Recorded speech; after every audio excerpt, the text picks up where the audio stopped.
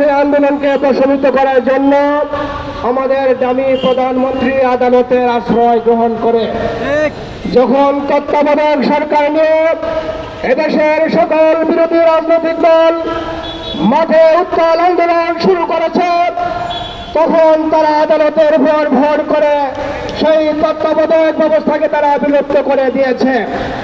আজকে যখন কোঠা বিরোধী আন্দোলন নিয়ে এদেশের যুব ছাত্র সমাজ মাঠে ময়দানে তীব্র আন্দোলন গড়ে তুলেছে, আজও তারা আদালতের কানে বন্দুক রেখে সেই কোঠা বিলুপ্ত করে দিয়ে এদেশের মেধাহীন জাতি তৈরি করার জন্য সরকার উঠে পড়ে লেগেছে।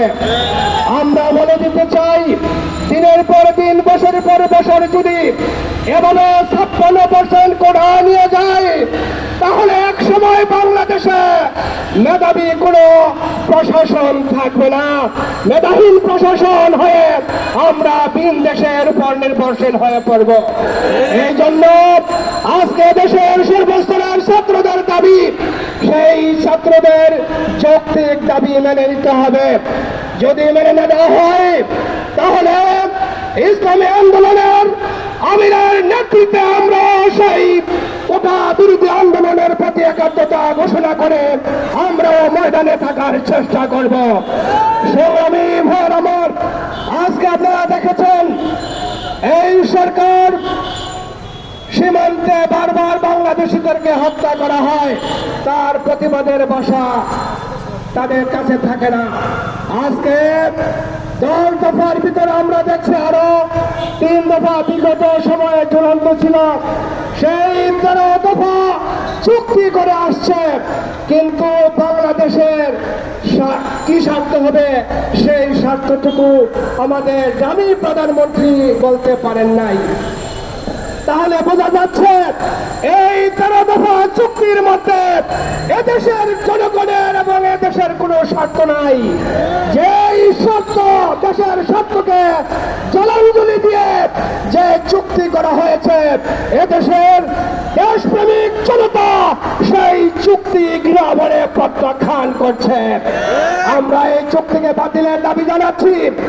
আজকে সরকারের বিভিন্ন মন্ত্রী এমপিরা বলছেন এটা করিডোর না, এটা সমঝোতা।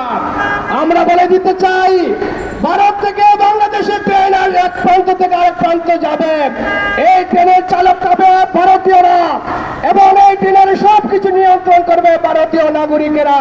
তাহলে এই ট্রেনে কি আসবে? মাদক আসবে, বোমা আসবে, না অন্য কিছু আসবে? এটা কে জানবে? আমরা তো জানি না।